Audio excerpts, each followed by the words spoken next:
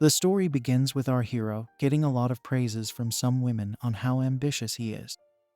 It turns out that the women praising him are all curvy moms whose kids should make for good friends of his. Our hero's name is revealed to be Ceres, and the moms praise him for being a serious and mature boy. As it turns out, Ceres has a fantasy for curvy moms, and this is like a dream come true for him. There are 4 moms, each as cute and curvy as the next, so it looks like Ceres does not need to worry about anything else in his life. He says that he would get married to all 4 of them if he had the chance. But then we shift to the side of a house where Ceres has just woken up from his fantasy dream. He laments the fact that he can only be with the curvy moms in his sleep.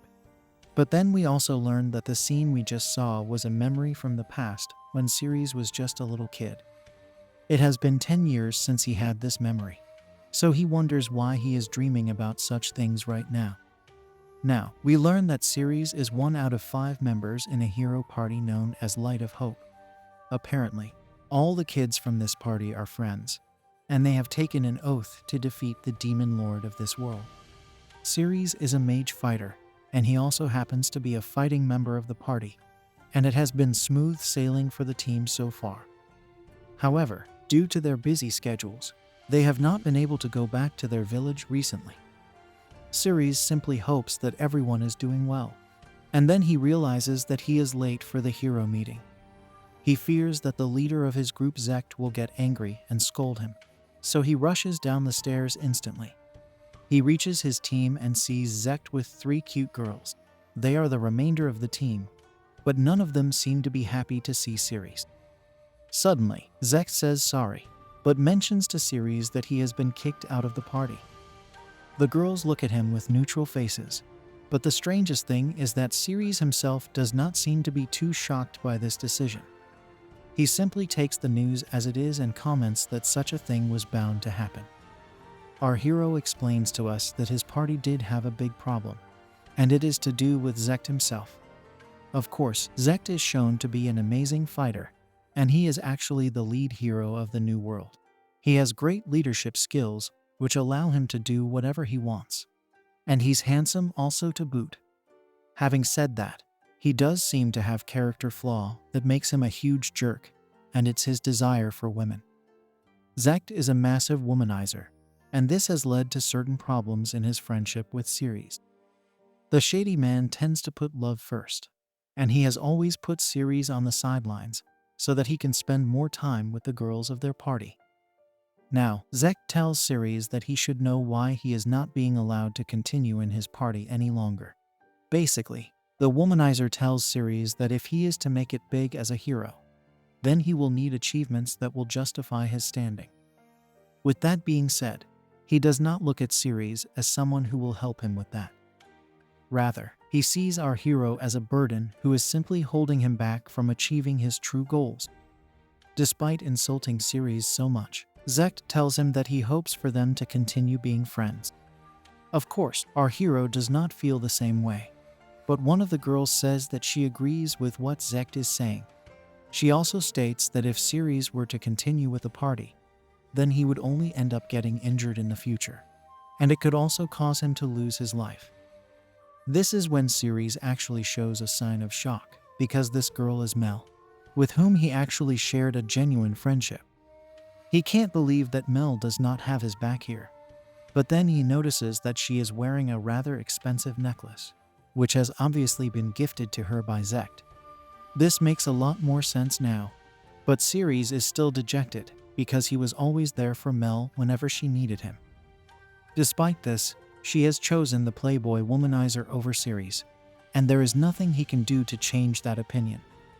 Now that he has gained the psychological advantage, Isekai'd tells our hero that he should just head back to the village and become a countryside adventurer over there.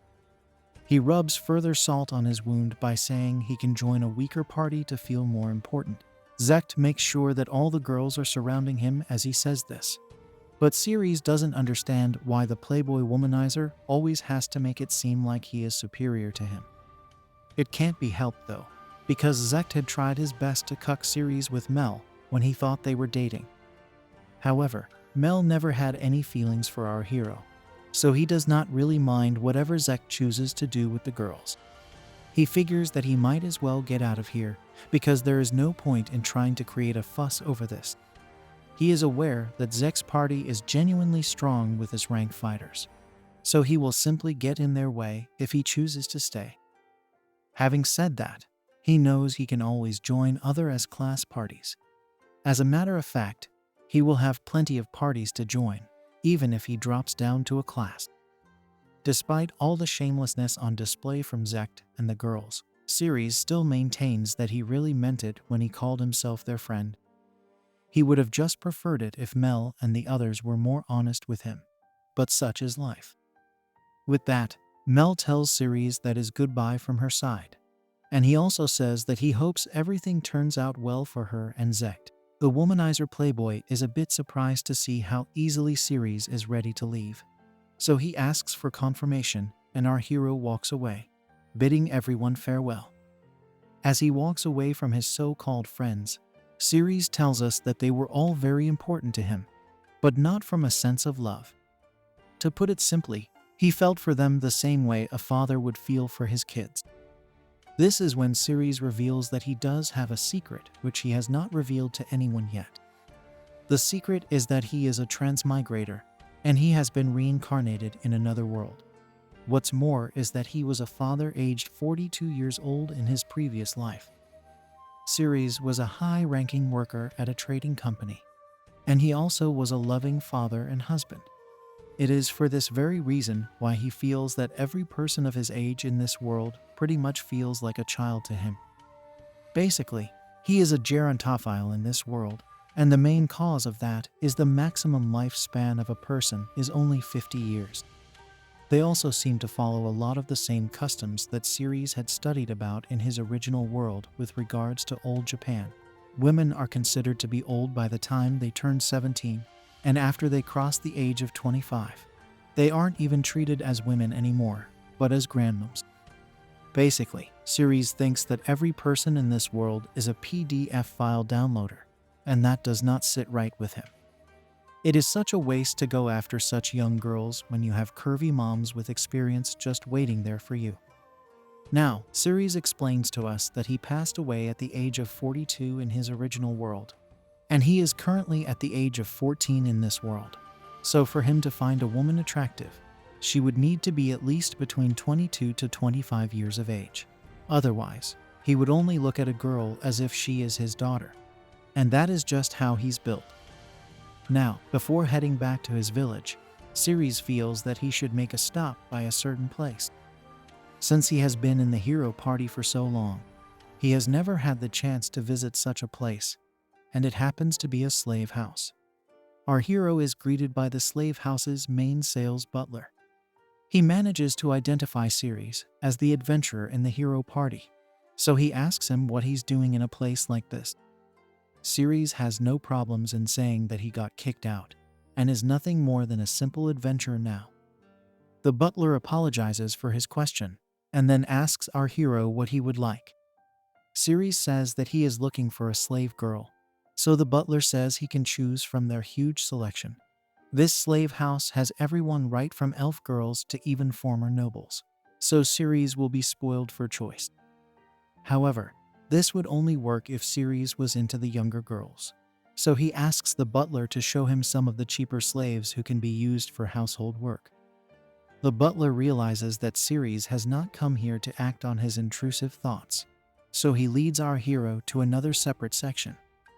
It is behind a range of curtains, and the butler explains that it is this way because these slaves are of no value, so it is better to keep them hidden from the public eye. What Ceres sees in front of him is rather shameful, because the older slave girls are kept as if they are wild animals inside a cage. These cages don't even seem to have any beds for the slaves to sleep comfortably.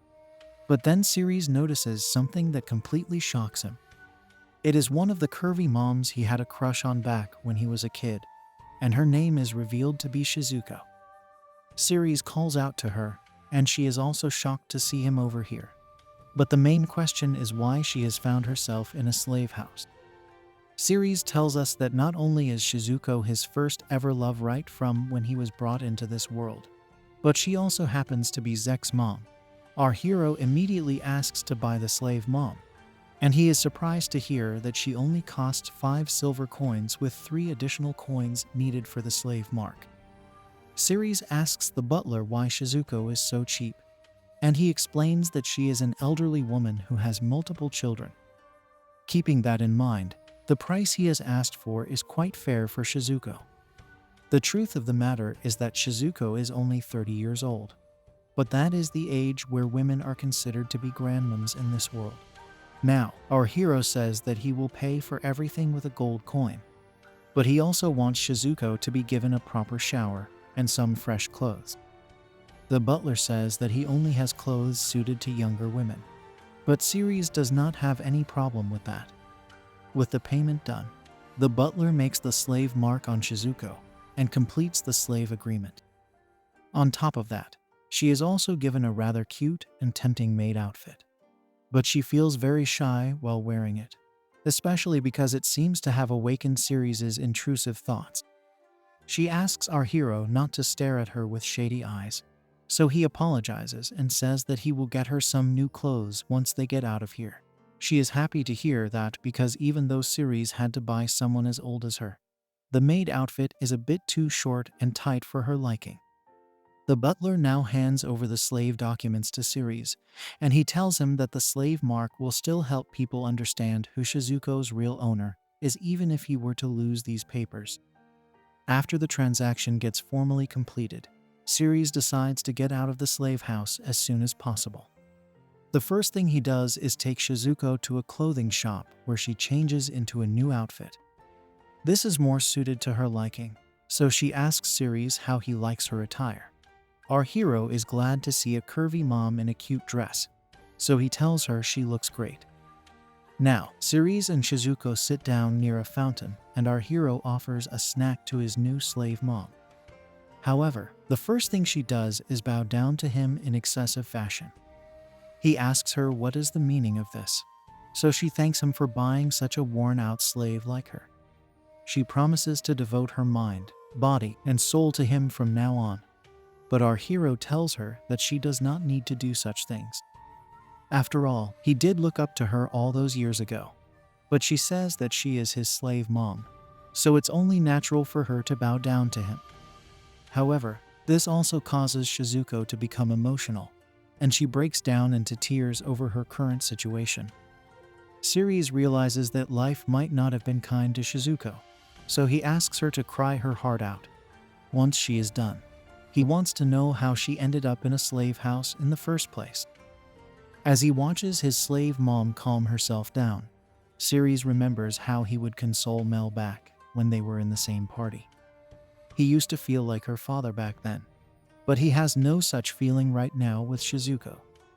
In his eyes, she looks like an adult Japanese beauty, so for him, it's a bonus since he is also from Japan. After she is done crying, Shizuko finally reveals that she was sold off by her very own husband, which comes across as quite a shocker for our hero.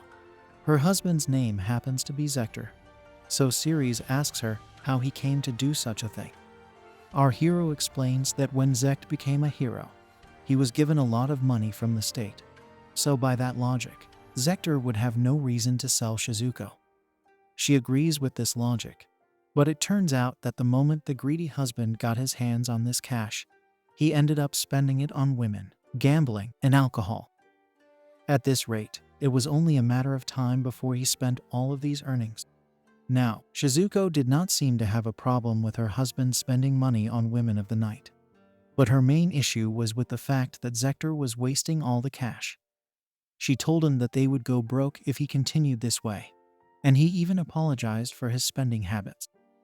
Zektor then told Shizuko that they'll go out and have some fun in the city one last time, after which he would stop blowing all his wealth. It seemed good enough to her, so she tagged along with her husband. But as was expected, this turned out to be a trap, and Zektor shamelessly sold his own wife to the slave house. It's actually a horrible story to hear for Ceres, because he loves Shizuko with all his heart. He asks her why she didn't write a letter to Zekt in order to get saved by him, but she says that her son would never help her out of any situation. Isekai'd may love his dad, but he inexplicably hates Shizuko, which is yet another red flag. Ceres now remembers that Isekai'd never really liked how serious his mom would be with him. Come to think of it, Ceres even considered Isekai'd to be a serious man. But money can change people to all kinds of degrees. As Shizuko once again reflects on how useless her husband is, Ceres thinks back to the time he had confessed his love for her to Isekai'd. He even told him that he wished to marry his auntie Shizuko, but Isekai'd was only interested in his beer. He then told Ceres that by the time he would turn 15, Shizuko would be nothing more than an old hag. He then shamelessly said that if our hero still wanted her, then he could have her for a single gold coin. Isekai'd did have a point, no matter how rude he may have sounded, because women above the age of 20 are genuinely considered to be useless in this world. Of course, couples would still stay together because of all the time they've spent with each other till that point. Now, Ceres asks Shizuko if she is mad at Isekai'd, and she says that she is blinded with rage. However, there is nothing she can do about it at this point, even though she turns demon mode and says that Isekai'd is going to rot in hell for what he did to her. Shizuko has a rather scary look on her face as she says this, and it even spooks out Ceres. Our hero apologizes to Shizuko for remembering all these painful thoughts, but she says that it's no problem at all. As a matter of fact, she felt really happy when Ceres came to her rescue and bought her from the slave house. Shizuko blushes as she says this, so Ceres comments that she is a very beautiful woman. He proceeds to tell his slave mom that she is not old, and she should stop thinking like that. Shizuko states that Ceres is the only person in this world who would say such a thing. Of course, this makes sense because there is a man who's 42 years old trapped in our hero's body, which technically makes him 12 years older than Shizuko. However, there is another reason as well for his continued support towards the slave mom. Back when his parents from this world had passed away, Shizuko was the one who encouraged Ceres to live a fulfilling life. Part of the reason why Ceres wanted to help Isekai'd and his other friends was because of how nice everyone at the village was towards him. However, even among them, Shizuko was a special one to our hero. She was so kind to Ceres that she was pretty much like his stepmother during his early childhood years. Now, Ceres tells Shizuko that she truly is a wonderful woman, because he has just remembered all the nice things she had done for him when he grew up. His words make her blush again, so she asks what he would like her to do for him. She starts by asking if he would like a tasty meal, which is true for Ceres, but it's not the kind of meal that families like to eat with each other. He laments that Shizuko still looks at him as a child, but he can't really help that. Shizuko realizes that she is actually Ceres' slave mom now, so she will need to listen to whatever orders he gives her. With that, she asks once again what he would like her to do. And that's when our hero decides to take a leap of faith and risk it all. He says that if it were up to him, then he would like for Shizuko to become his lover. Of course, this is a total shocker for the slave mom, and she takes a few seconds to register what has just been said to her. At first, she tells Ceres to stop teasing her because it's not funny to joke when it comes to love.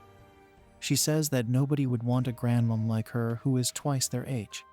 However, Ceres tells her that he's not joking around and is very serious about this.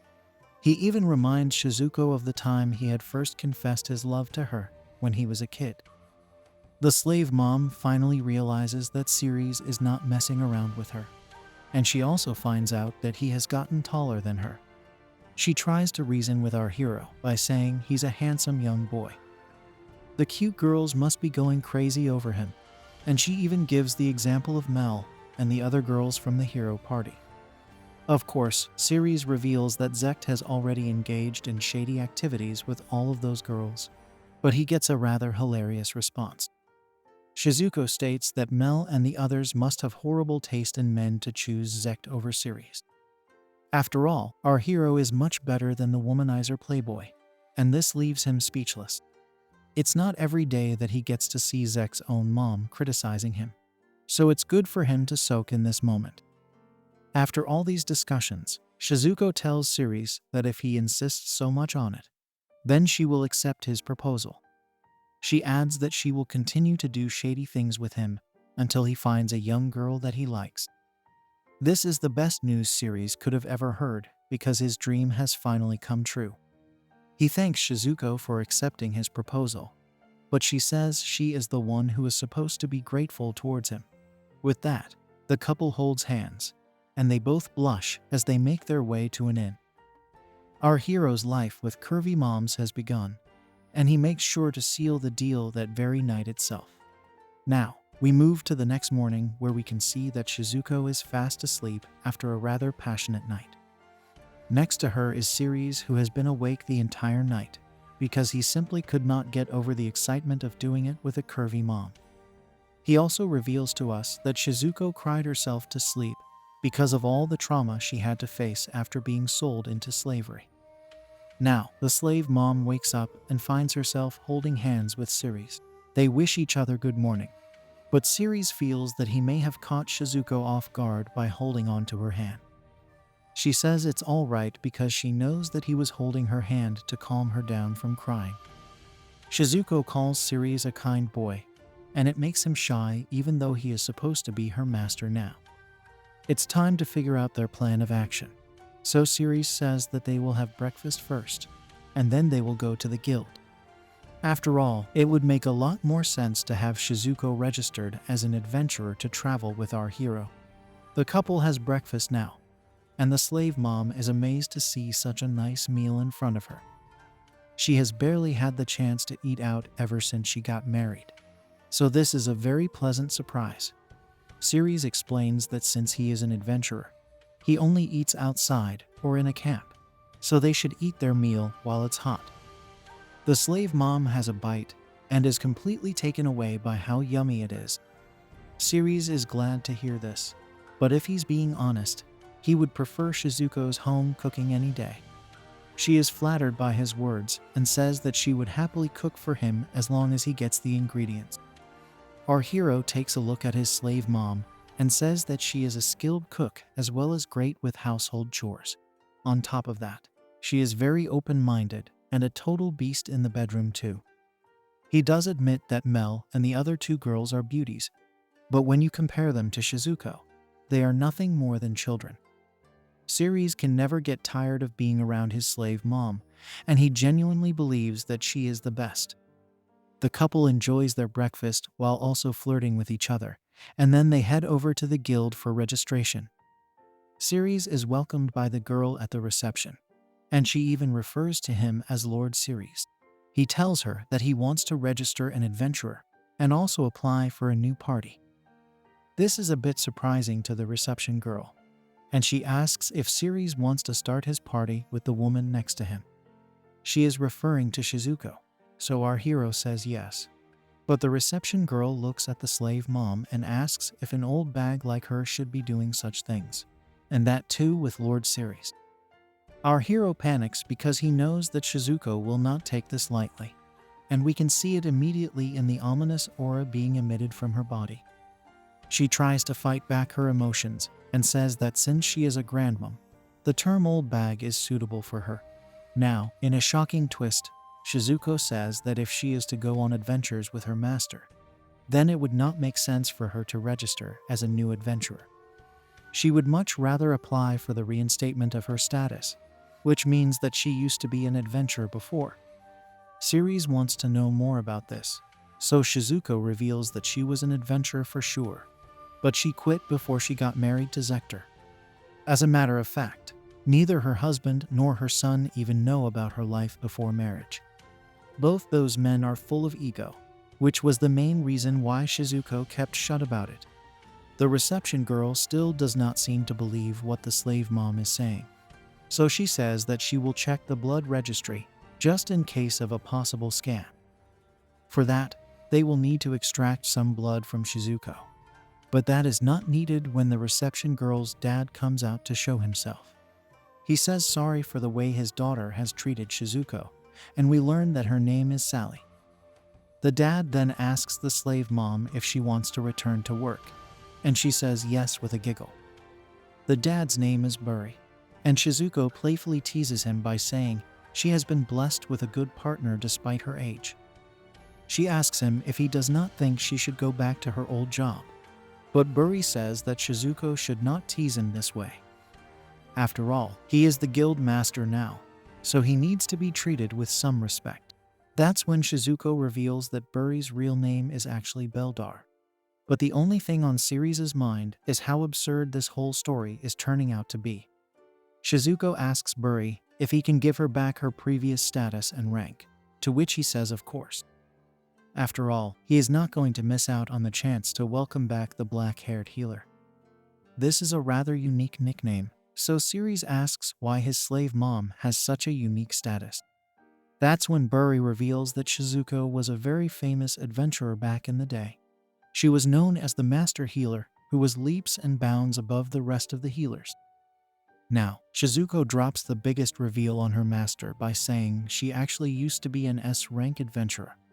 Our hero is stunned to hear this, because he would never have imagined in his wildest dreams that the curvy mom he just clapped last night also happened to be an S-class adventurer. He can understand that Shizuko is heavy on family matters and also a beast in bed, but the fact that she also has strong healing powers is a whole other flex.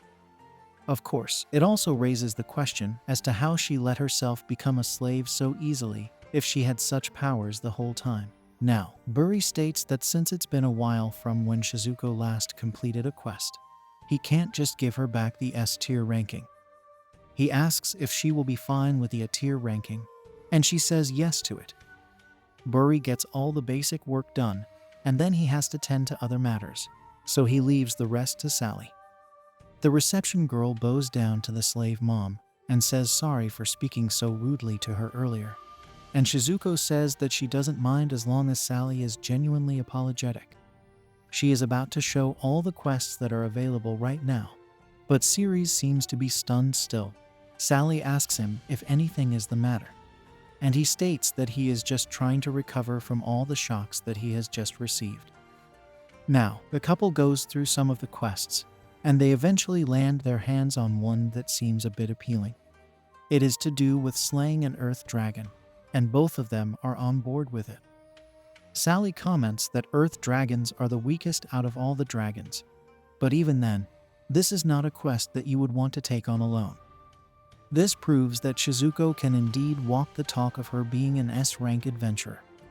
Our hero asks his slave mom if she would like to come for this quest, and she says there is no doubt about it at all. Ceres does not want to put his slave mom in a dangerous situation, but he has faith in her because he now knows that she has the skills to survive an earth dragon. He still tells her that the condition for her to tag along is to allow him to fight the beast all by himself. The best she can do is sit back and watch the fight. Shizuko agrees to this deal, and then she says that they should head to the inn and borrow the kitchen over there, so that she can cook a nice meal for her new master. As they head towards their destination, Ceres tells his slave mom that he still can't believe she is such an amazing adventurer. This is when she reveals that she was not the only one who had such impressive skills. She had actually formed a party with the moms of Mel, Lita, and Maria as well, thus confirming the names of the other two girls in Zek's party. Now, our hero thinks about how cute and curvy all these moms were as well, which means that Shizuko's party was pretty much a heavenly fantasy for him. The more important thing is that these moms were all nice and kind to him back when he was a child. Now, Shizuko reveals that even though their party was strong, they would still face issues because they were all women. Strange and shady men would approach the girls all the time, and it would lead them to beat these creeps one after the other. Simply thinking about these memories makes Shizuko very nostalgic, but then she also recalls that once the women of the party reached a certain age, then nobody even thought of approaching them anymore. Ceres also realizes that all the women got married at around the same time and chose to become simple village girls. Now, our hero asks Shizuko that if she had all this power, then she should have fought back when she was being sold off as a slave. After all, it would not make sense to suffer so much when you had the power to resist the slave traders. That's when Shizuko reveals that she had let her guard down. which allowed her shady husband to drug her from behind. She continues to smile as she talks about this, but also says that the time she meets Zector, she will make sure that his head will rot. It's a rather scary portrayal once again, and Ceres does not want to have any part in it. Now, the couple is about to reach their destination, so Ceres suggests sitting down and having lunch while they still can. The slave mom thinks it's a good idea, and then she proceeds to feed her master and lover boy some home-cooked food. As expected, Ceres is in La La Land as he takes the bite and enjoys being fed by a curvy mom. She asks him how he likes his food, and he says that it's amazing since it tastes just like home. Shizuko is glad that her master likes her cooking, but then he says that he's not a kid anymore, so she does not need to feed him like this. Shizuko blushes and stops as our hero finishes his meal like a big boy. Now that they are done with the meal, it's time to carry on towards their destination. There's something odd about the vibe of their surroundings, and then before you know it, Ceres finds himself up against a massive earth dragon. The beast looks very deadly as it lets out a huge roar, so our hero asks Shizuko to step back and watch from a safe zone. The dragon launches an attack, but Ceres is able to dodge it with ease. He comments on how slow the beast is, and then he unleashes his magical powers. He summons the power of wind as the earth dragon tries to land another blow, but Ceres is able to counter the beast with ease. A tense battle follows with each party trying their best to outwit the other. However, it's our hero who emerges victorious by the end of it, as he unleashes a deadly slash attack to finish off the earth dragon. He chops off its head and states that defeating the monster really wasn't much of a big deal. However, that's when Shizuko calls out to her master and warns him of another monster behind him. Ceres looks back and sees something coming out from the ground, and it happens to be some kind of upgraded earth dragon. It is covered in rocks that act as its armor, which means this is an opponent who will not be that easy to defeat. The dragon takes one look at our hero and gets enraged almost instantly. It unleashes its flame blast on Ceres, but he does not know how to counter it in such short time. Luckily for him, his slave mom has seen such beasts before, so she rushes to his aid and blocks the attack with a holy wall. Ceres is not happy about this because Shizuko did not listen to his orders, but she says sorry as she had no other choice but to keep her master safe. There are other things to worry about because this is most definitely not an earth dragon. It's the more powerful rock dragon, so Shizuko tells her lover boy that they must come up with a way to defeat it. She asks what he is going to do, but it seems to be a very simple solution for Ceres. He unleashes a freeze attack that counters the flames of the rock dragon and even manages to freeze the head of the beast. This allows our hero the time he needs to charge up for his attack and run at the rock dragon. He then jumps high up into the sky with his sword and launches a finisher move on the beast. He hits the precise spot on the rock dragon and is able to chop off its head from its body. With the danger averted and the beast defeated, Ceres can finally breathe a sigh of relief. Now, he opens up an interdimensional bag and decides to fit the heads of both the dragons into it, as he will need to show proof back at the guild. He and Shizuko go back to Sally and inform her that they ended up hunting 2 dragons, which means that a fresh assessment will have to be made. Ceres takes out both the dragon heads, but he spooks out Sally with them, and she says that such items should be taken to the warehouse, not the guild reception. Now, the couple goes to the warehouse, and they show the heads to Buri.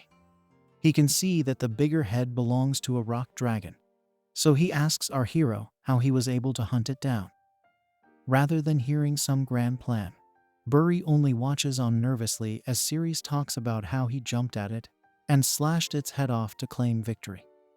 As a result of this quest, Ceres and Shizuko end up earning a lot of cash, and they are both glad about the bonus riches. However, our hero is still upset with his slave mom for not listening to his orders and staying back while he fought the dragons. She says that she got worried her master would end up getting hurt, which was why she jumped in to protect him right then and there. Ceres smiles at this and tells his slave mom that she needs to let go of the fact that he's a child. He is the one who will be protecting her against evil monsters, and she should know how much of a man he is since he's already clapped her in bed. This obviously makes the curvy mom excited, and the heartbeat inside her body only grows louder and louder with each passing second. Now, we move back to the main house where both Ceres and Shizuko are living as lovers. The slave mom goes about her job cleaning the house, but then it strikes her that since she and Ceres are lovers now, they should be doing unspeakable things to each other as often as they can. She can even say the words "I love you" to her master, now that they are a serious couple. Even so, her heart is pounding despite her age, probably because she has never felt this way about any man before. Shizuko tells herself not to get her hopes up so much because at the end of the day, it could be that Ceres had taken her in only because he was feeling lonely. As she looks out into the open sky and wonders what her real relationship is with our hero, we see Ceres, who has bought a gift for his slave mom.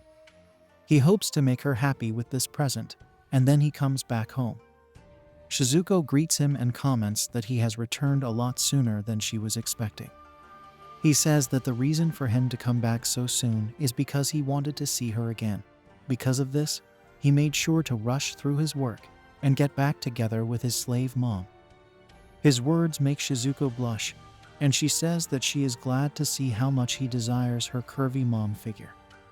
Our hero simply smiles as he looks at Shizuko, but in his head, he is celebrating the healing power of milks. In the middle of all this, we are told about Maria, who has the healing power of a priestess, although it is still up for debate as to what she actually considers to be healing. Now, Shizuko asks her master what's wrong because he's been staring at her for a while. He says that he was simply admiring her because she is a very beautiful woman. Of course, Shizuko is a bit embarrassed by this because she still considers herself to be an old woman. She is also not used to hearing such nice compliments. But Ceres tells her once again that she is not old at all. As a matter of fact, he considers her to be a young woman, which is true considering the fact that his mental age is above 42. Hearing yet another compliment is too much for the slave mom, and she says that her master has made her ecstatic with all this romantic talk. Now, Ceres says that he finds Shizuko to be a beautiful young woman who has no comparison in this world, so he would really like it if she stopped referring to herself as an old woman. She says she will try to do so from now on. But at the end of the day, Ceres can't really blame her for it. After all, she still must be seeing him as Zek's childhood friend from all those years ago. Now that the moment is right, our hero decides to hand over the gift he got for his slave mom. It's a massive bouquet of flowers, and Shizuko is shocked to see such a sweet gesture from her master and lover boy. She can't believe that he has done this just for her, and she says thanks with all her heart. Ceres says that he has also gotten some cake for Shizuko, so they should have a slice. But she says that they should save the cake for after the actual meal. If they eat the dessert right now, then it will spoil our hero's appetite, and he won't end up having a proper dinner. It turns out that Ceres has one more thing that he would like to give his slave mom, but he decides to save it for later. Shizuko asks him why he is making such a weird face, and it makes him remember how she used to say the same thing to Zek and him back when they were kids. Now, the couple heads out for a walk, and they enjoy the nice little breeze that is coming their way. Shizuko thanks Ceres for all that he's done today because no one has ever been so kind and sweet to her. She then asks him why he went through so much trouble to do all of this today. It isn't even a holiday, so there has to be some reason for our hero to become so romantic. That's when he brings out the gift that we had seen earlier, and he tells Shizuko to take a look at it. The slave mom opens the gift and is shocked to find that it is an extremely lavish necklace. However, at the same time, she feels like she can't accept this because she didn't even have a ring from her previous marriage. She tries to deny the gift, but our hero is not having any of it. Shizuko reminds him that this is the kind of ring people give to younger girls, and he says he is well aware of this. Despite all the gestures, Shizuko worries that if she accepts this gift right now, then Ceres will end up regretting it later in his life. However, before she can present another argument, Ceres tells her that he loves her with all his heart. The curvy mom can't help blushing, and she tries to resist Ceres once again by saying she is no good. However, he does not care what society has to say in this world, because he only wants her and no one else. Ceres goes on a romantic rant as he talks about how he wants to be the closest to Shizuko when she is smiling, and wants it to be this way from now on until eternity. The curvy mom is getting a bit too emotional as tears fill up inside her eyes. So she asks our hero if this is really what he wants. She is basically worried that he will regret this later in his life. But he says that such a thing could never happen. He has loved her right from when he first laid eyes on her. And even though that may sound very romantic, it's still a bit weird because he was just a child when he did fall for Shizuko. Having said that, our hero has now fully won over Shizuko, and she says that she will give this a chance now that she is sure of his intentions. Now, Ceres makes sure to put the necklace around his new lover girl's neck. Shizuko is bursting with joy, and she asks him if the necklace looks good on her. Obviously, he says that it looks great and complements her beauty perfectly. Now, we move back to the house where Shizuko is seen taking a bath. She knows that there's no running away from her relationship with Ceres now, but she still can't believe that he was serious enough to get her such a fancy necklace. It once again boils down to the fact that she has never been treated this way before, especially because her ex-husband never bothered to get her even a single thing for the sake of her happiness. Shizuko thinks back to the times when Ceres would tell her things such as "I love you" and "I want to marry you." However, all of this was back when he was just a little boy, so she did not think much of it back then. There was no way for her to know that our hero was actually being serious all the way back then. The curvy mom even thought that this was a way for Ceres to deal with the loss of his own mother. After all, such incidents can make a boy very lonely. But as it turns out, this was not the case either. Shizuko even remembers Ceres getting along with the other moms and saying similar things to them as well. But his feelings for her were real all along, and she did not pay it much heed. Now, she knows how it all began, and she is ready to take things to the next level. The curvy mom knows it's clapping time tonight, but she is a bit nervous because she does not know how she will do after so long. She also feels like she has put on some weight due to her age, even though she has the body of a human goddess. Shizuko is also not sure of mingling her whole body with such a young man, because such acts are not considered to be normal in this world. Anyway, she will just have to put her faith in her lover boy and see how things go from there. The curvy mom now thinks about herself from 10 years ago, and she was really cute then, but is also very cute and curvy now. Of course, Ceres was only 4 or 5 years old back then, so she should not focus on such things. It would not be nice to make our hero wait any longer, so she decides to get out of the shower and go for it. Now, Shizuko steps into the master bedroom, where Ceres is eagerly waiting for her. She apologizes for making him wait, and says that she is done with her shower now, so he can go ahead. Our hero is nervous as well, but he knows even he needs to shower before getting down and dirty, so he steps into the bathroom. While he gets ready, Shizuko sits on the bed and reminds herself once again that this will be the most important night of her life. An extremely passionate night awaits the couple indeed.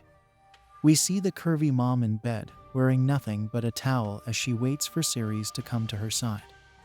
Soon enough, he also shows up and apologizes for making her wait. But Shizuko gets panicked when her time arrives. Her heart beats nervously, and then she even prays to Ceres' mom's soul, apologizing to her for what she is about to do. As they prepare for an intense night with each other, Shizuko tells our hero that it's been a while since she has done this properly, so she would like him to be gentle with her. Of course, she feels that it is also his first time getting this serious, so she asks him if he needs any guidance. However, he shows himself to be quite the expert as an extremely passionate session follows.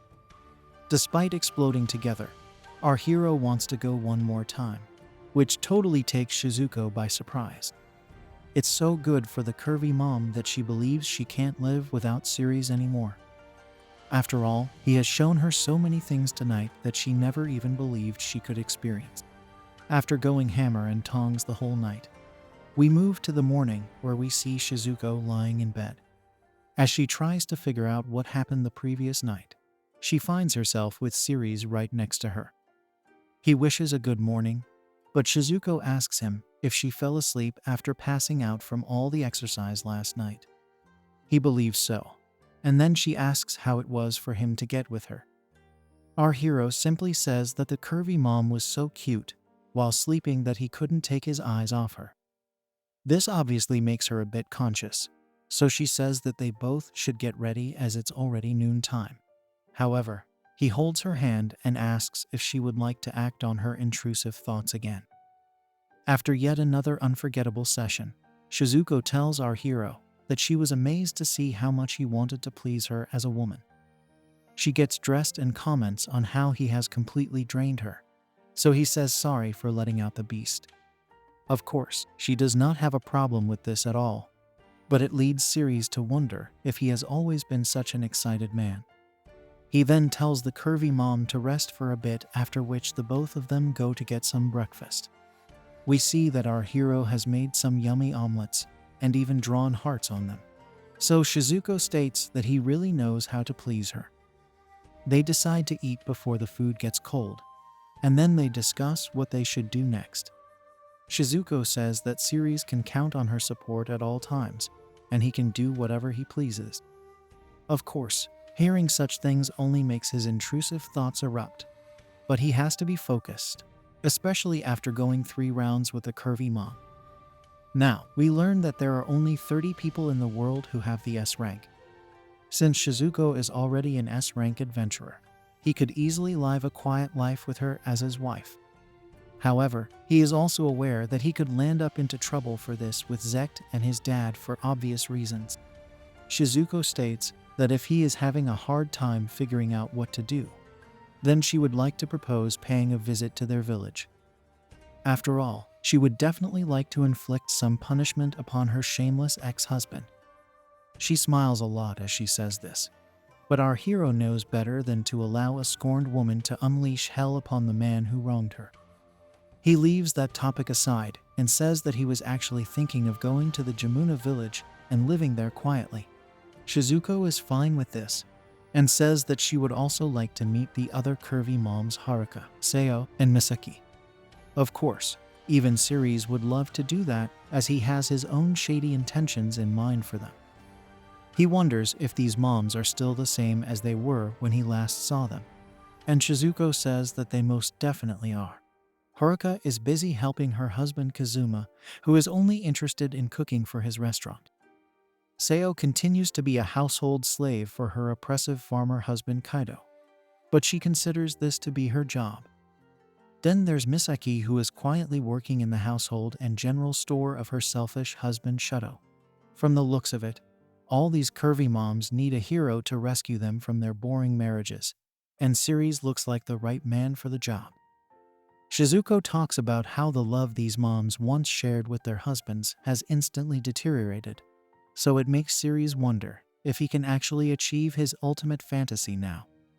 Either way, he is excited to meet the moms again, even if he does not know what he is going to do when he reaches the village. Anyway, he'll see if he can come up with something new once he is actually there. On this note, his intrusive thoughts come to the fore once again, and he asks Shizuko if they can engage in unspeakable acts again tonight. She is amazed by the stamina and vitality of his youth, but it's not like she's going to say no to him either. It looks like Ceres has landed the perfect life partner, but what about these other 3 curvy moms?